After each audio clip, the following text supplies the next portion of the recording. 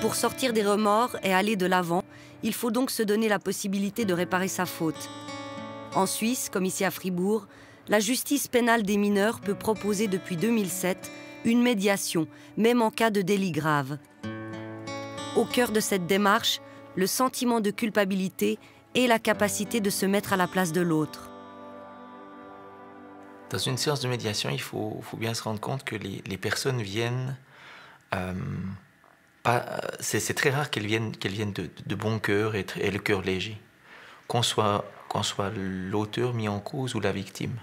On a plutôt tendance à penser que la victime, elle vient très chargée, en ayant peur, etc. Mais très souvent, l'auteur ou celui qui a mal agi, eh bien, lui aussi vient un peu la boule au ventre. La médiation, c'est la rencontre. Et souvent, c'est la première fois ou une des premières fois où l'auteur va revoir la victime. Comme c'est pas prévu dans la justice ordinaire, eh bien, c'est quand même pas si évident que ça. Et c'est pas, on doit peut-être s'enlever cette idée que l'auteur d'infraction, c'est une personne insensible. Bien au contraire. Victime et agresseur se rencontrent ici, autour de cette table. C'est le cas de Nicolas et Fabio. Depuis des mois, Fabio est harcelé par des élèves de son école. Un jour, Nicolas le frappe au visage. C'en est trop pour la mère de Fabio. Elle dépose plainte pour coups et blessures contre Nicolas. La médiation à laquelle nous allons assister est réelle. Pour préserver l'anonymat des protagonistes, nous remplaçons ici l'image par le dessin. Les adolescents sont accompagnés de leur maman. 2 médiateurs mènent la séance. Est-ce que tu arrives à te mettre à la place de Fabio? Ou bien pas? Qu'est-ce qu'il a pu ressentir, à ton avis? De la tristesse. Ouais. Puis des fois de la colère aussi. Puis ça, aujourd'hui, tu arrives à en prendre conscience.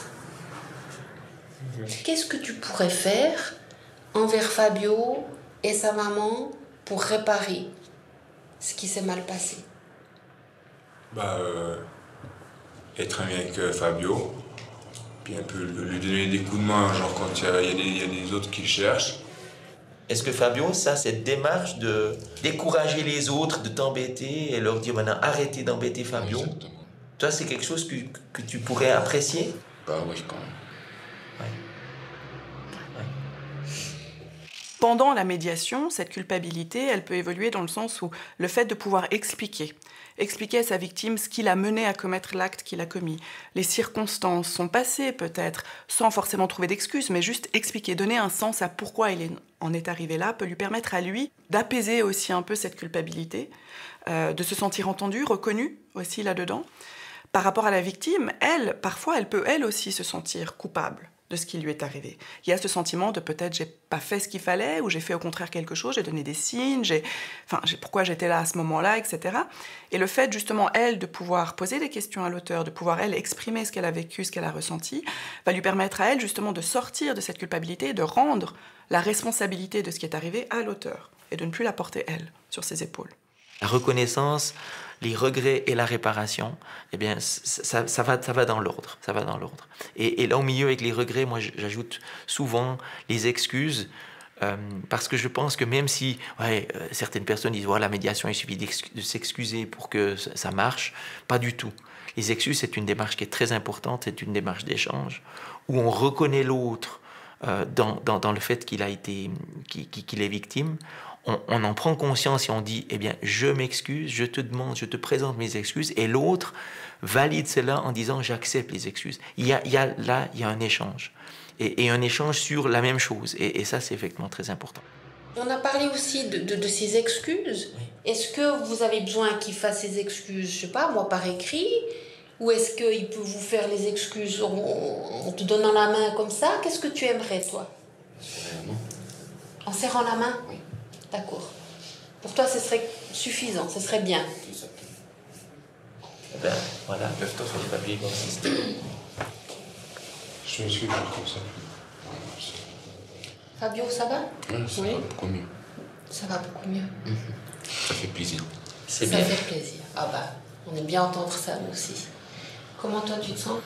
Bien. Bien. Ouais. Merci beaucoup.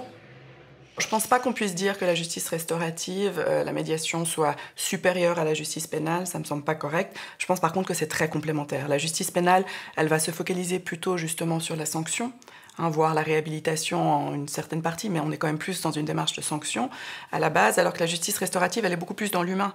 Elle va donner une vraie place à l'auteur et à la victime, ce que le procès très souvent n'offre pas, où ils vont pouvoir justement échanger, s'exprimer l'un et l'autre, et là être justement dans quelque chose de beaucoup plus émotionnel, de beaucoup plus humain, et qui va les aider dans leur parcours de vie après par la suite.